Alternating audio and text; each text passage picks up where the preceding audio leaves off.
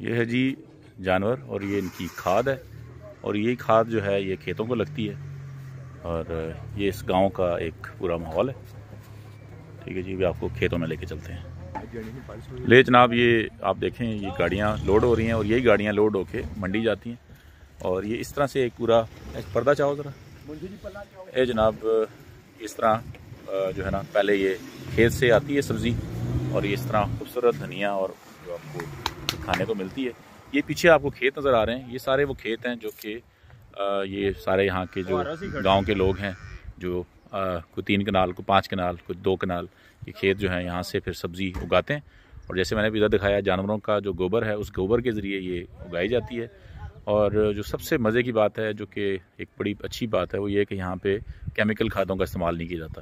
तो आपको ज़रा इनसे बात भी कराते हैं और आपको दिखाते हैं और ये लोडिंग का पूरा प्रोसेस। अच्छा, अस्सलाम वालेकुम यूसुफ साहब, क्या हाल है? खैरियत है?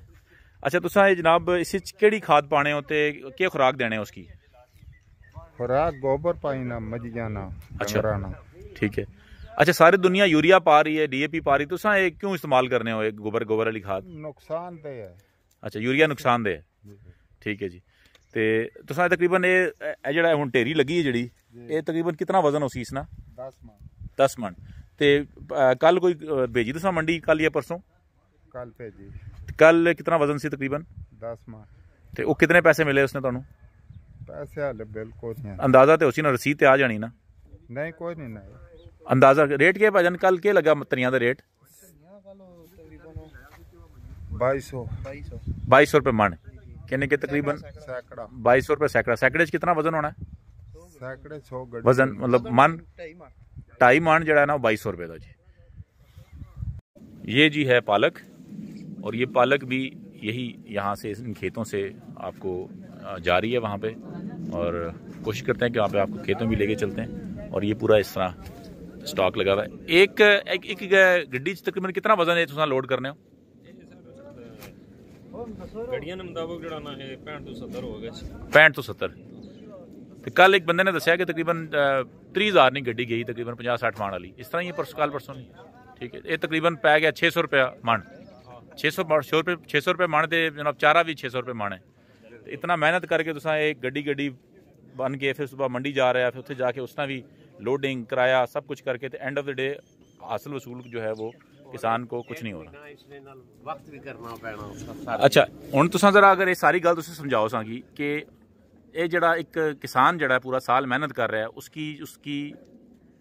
उसकी पूरा साल इतना वसूल नहीं होता जितना कि एक दिन एक मंडी जड़ा ना एक दिन लगा के वो पैसे वसूल कर रहे हैं। तो किसान ऐसे कोई मुनासिब मतलब पालक दा, धनिया दा या जेड़ा भी तुहाडे कोल यानी कि जितना भी तुहाडा सब्जियां है उसना एक मुनासिब घट तो घट रेट तय किया जाए ताकि लोगों की लगान वाले की ज्यादा जिम्मेदार। हुण तुसां अगर समझाओ कि जिस वक्त एक मंडी जाना है तो उस के चीज़ां शामिल होनी ताकि हुण जी लास्ट कल परसों मंडी गया हो सी, इस वक्त रेट ठीक है लेकिन वो तरतीब समझाओ कि के खर्चा आना है।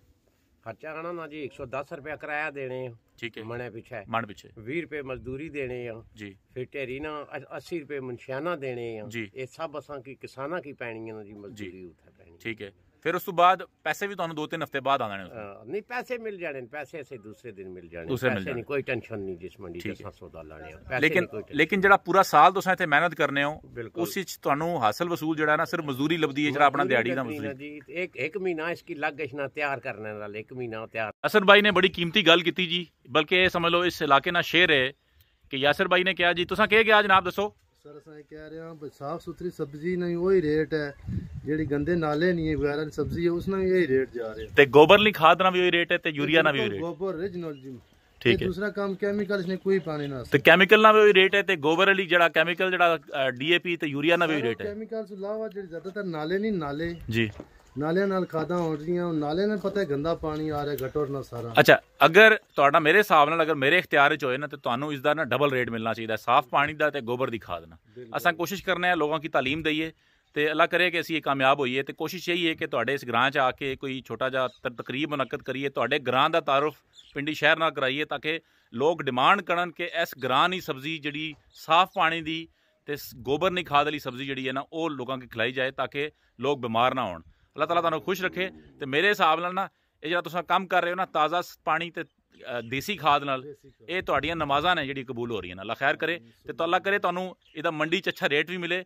ਤੇ ਮੇਰੀ ਆੜਤੀਆਂ ਨਾਲ ਗੁਜ਼ਾਰਿਸ਼ ਹੈ ਕਿ ਅਗਰ ਤੁਸੀਂ ਇਸ ਤਰ੍ਹਾਂ ਦੇ ਕਿਸਾਨਾਂ की ਸਪੋਰਟ ਨਹੀਂ ਕੀਤਾ ਤੇ ਇਸ ਜੁਰਮ ਵਿੱਚ ਤੁਸੀਂ ਵੀ ਸ਼ਰੀਕ ਹੋ। ਤੇ ਤੁਸੀਂ ਮਿਹਰਬਾਨੀ ਕਰੋ ਜਿਸ ਵਕਤ ਤੁਸੀਂ ਆਪਣੀ ਸਬਜ਼ੀ ਨਾਲ ਰੇਟ ਲਾਓ ਤੇ ਉਸ ਵਿੱਚ ਇਹ ਜ਼ਿਕਰ ਵੀ ਕਰੋ ਕਿ ਇਸ ਤੇ ਖਾਦ ਕਿਹੜੀ ਪਾਈ ਨੇ, ਇਸ ਵਿੱਚ ਕੈਮੀਕਲ ਕਿਹੜਾ ਪਾਇਆ ਹੈ। ਇਹ ਨਾਲੇ ਲਈ ਸਬਜ਼ੀ ਦਾ ਰੇਟ ਲਦਾ ਕਰੋ ਤੇ ਸਾਫ਼ ਪਾਣੀ ਖੂਹ ਦੀ ਸਬਜ਼ੀ ਦਾ ਰੇਟ ਲਦਾ ਕਰੋ। ਆਪਣਾ ਖਿਆਲ ਰੱਖੋ।